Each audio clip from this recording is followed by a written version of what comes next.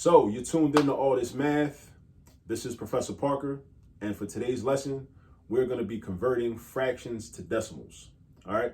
Now, if you haven't already subscribed to the YouTube channel, go ahead and tap that button and subscribe to the YouTube channel. Also turn on the post notifications so that you will be informed whenever I put out new content. Also, because we're going to have content on our Instagram page as well, please follow us on Instagram at All This Math. Right up here, at All This Math. All right. And one more thing, actually a couple more things. I definitely want to give a shout out to Johnson C. Smith University, which is a historically black college located in Charlotte, North Carolina. All right. That's been producing scholars for many years. And I also want to give a shout out to collegiatelux.com. Collegiatelux.com is the company based down in Baltimore where I got this kind of fly sweatshirt from. All right. So shout out to them as well. Now let's get into today's lesson. So, as I said, we're converting fractions to decimals. Now, before we do that, I want to make sure we understand what a fraction really is, right? A fraction is just a part of a whole thing. Now, the whole thing could be a pizza, the whole thing could be a cake, a whole thing could be a group of people, right? And a fraction is a part of that whole thing. So if you look at this fraction I have written up here on the board, this says 5/7. The top number is called the numerator. The bottom number is called the denominator, all right? And this is our fraction bar in between the numerator and the denominator. Now, what this means is, well, let's say we had a cake, right? The cake is cut into 7 slices. That's what the denominator tells us. That bottom number tells us how many pieces something is cut up into, right, altogether. The top number tells us how many pieces are accounted for or how many pieces we're focused on, right? We're focused on 5 of those 7 pieces. So that's where the 5/7 comes from, because each piece is 1/7. Each piece is 1/7, and we're focused on 5 of those pieces. So altogether, we got 5/7.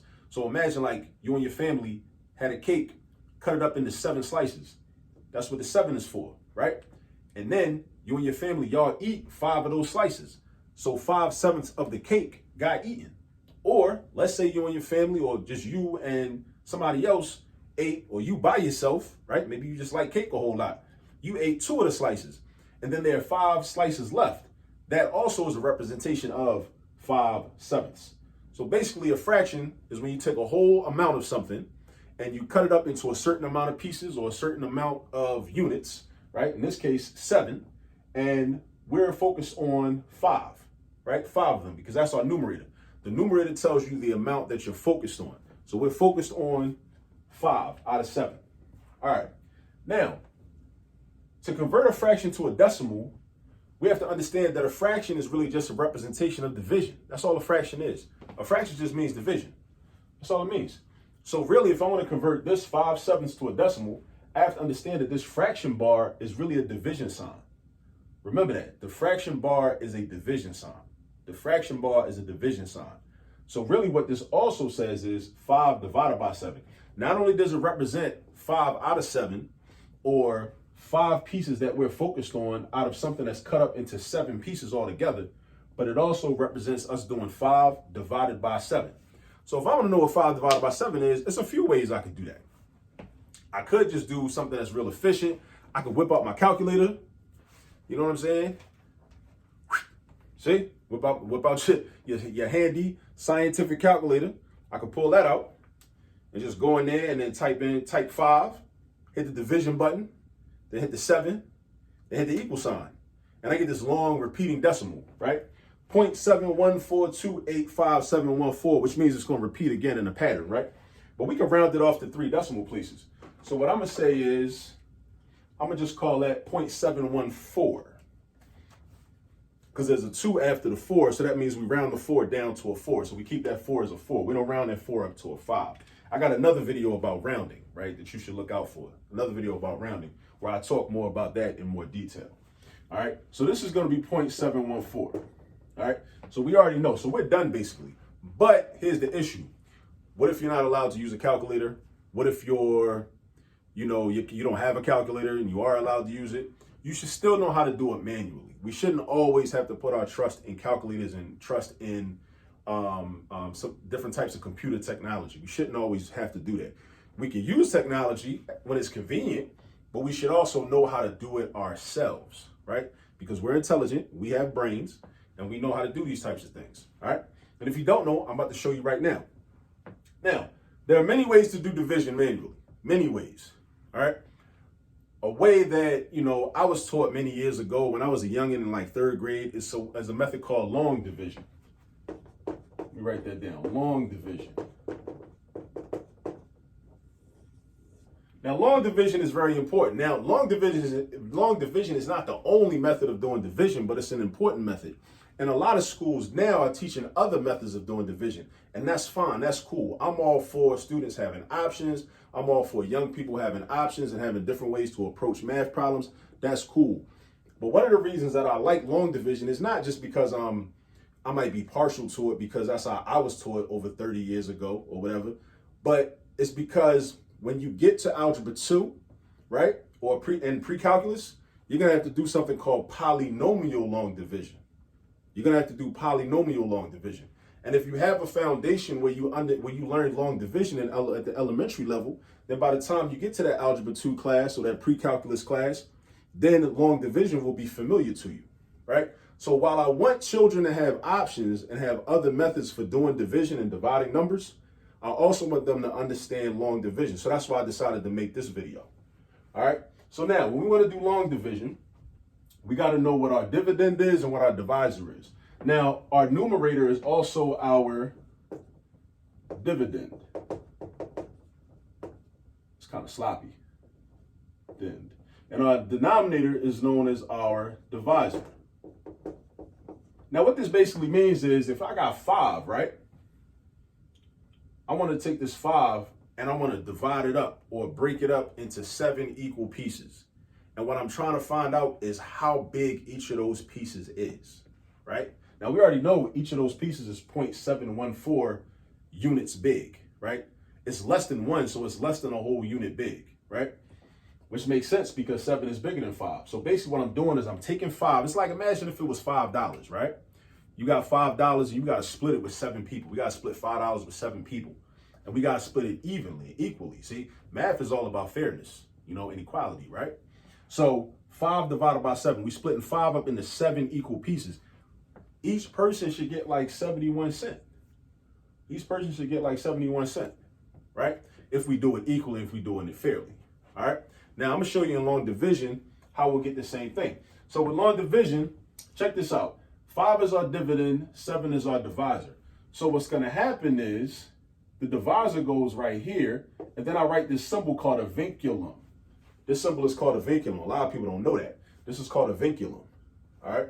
Only us math nerds know what that symbol is actually called. It's called a vinculum, right? And then, so the divisor is out here, and the dividend goes inside the vinculum, all right? So now, I want to see how many 7s can fit into 5. None, because 7 is bigger than 5. But this is what I could do. Watch this. I can add zeros to the dividend. So let's say I add 1 0 to the dividend like that. If I do that, though, I got to put a decimal point up here, right? Because really, that means that the quotient, which is the number that goes up here, or which is your answer, is going to be less than 1. That's what that means, right? So now I'm thinking, okay, well, how many 7s can fit into 50, right? And if I know my multiplication facts, I know that 7 times 7 is 49. I also know that 7 times 8 is 56, so 8 would be too much because that would be 56. But 7 times 7 is 49. So that means 7 7s can fit into 50. So I'm going to put the 7 right there. And then I do my next step, which is multiplication. Because I did division. I basically did 50 divided by 7, and I got 7. Then I do 7 times 7, which gives me 49. I write the 49 right there, and then I got to subtract. So when we do long division, it's like a 3-step pattern. Divide, multiply, subtract. Divide, multiply, subtract, over and over again. And like I said, when you get to algebra 2 and you get to pre-calculus, and you do this with polynomials, you're going to basically be doing the same thing, except you're going to have variables and exponents. But the fundamental concept still remains the same. So then I do 50 minus 49, it gives me 1. And then I start the process over again. I say to myself, well, how many 7s can fit into 1? Which really means 1 divided by 7. I can't fit any 7s into a 1. I can't fit a whole 7 into 1 because 7 is too big. But then I add another 0 up here. And then I bring it down. And then I say, okay, well, how many 7s can fit into 10? So now I'm doing 10 divided by 7. And I know 1 7 can fit into 10 because 7 times 1 is 7. 7 times 2 is 14. 14 is too much. That's bigger than 10. So then I put that 1 up here because 10 divided by 7 is 1, right? With some left over though. And then I'm going to multiply. I'm going to do 1 times 7, which is 7. And I'll write that down there. And then I'm going to subtract, just like we did up here, right? And again, let me tell you right now, if this is confusing to you, that's cool. That's perfectly normal. Understanding long division takes practice. You have to do a lot of problems. It takes practice, and you got to do a lot of problems on your own until it really starts to sink in. So don't feel bad if you don't fully understand everything I'm doing right now. But at any rate, 10 minus 7 is going to be 3. And then then it's time to divide again. So I want to do 3 divided by 7, which means how many 7s can fit into 3? None, because 7 is too big. Just like 7 was too big to fit into 1, 7 was too big to fit into 5. I mean, think about it like this. Like, if somebody wore a size 7 shoe and they try to fit into a size 5, it ain't going to work. It's not going to work. If somebody wore a size 7 shoe and they try to fit into a size 1 or a size 3, that ain't going to work neither. Same concept here, right? So then I'm going to add another 0, bring that down, and now I got 30. And now I'm doing 30 divided by 7, which is really, which is, or how many 7s can fit into 30, which is 4, because I know 7 times 4 is 28. 7 times 5 is 35. That's too much. So 4 is good. So I write the 4 up here. And then I do 7 times 4, which gives me 28. And then I subtract, and I get 2. And it goes on and on and on. But look what I got. I got the same thing that I already had when I used my calculator. 0.714. So I used the calculator and we got 0.714, but I didn't need to use a calculator because I know how to do long division and I know my multiplication facts. So at a minimum, that brings me to another point. We should all know our multiplication facts. It's critical and mandatory to know your multiplication facts. But if you don't know your multiplication facts, this is just a reminder that you should start practicing them. Practice your multiplication facts at a minimum.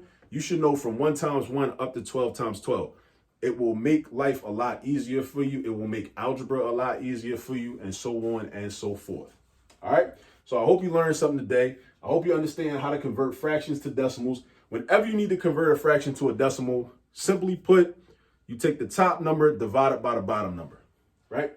The top number divided by the bottom number, whether you're using a calculator, you know what I mean? Or you're doing long division, or one of the many other methods of division that are available to us. All right. So again, if you have not subscribed to the YouTube channel, please go ahead and subscribe. Please turn on the post notifications. Also, please share these videos with other people that you feel might benefit from these videos. And as I always say, do remember, there's all this math all around you. Peace.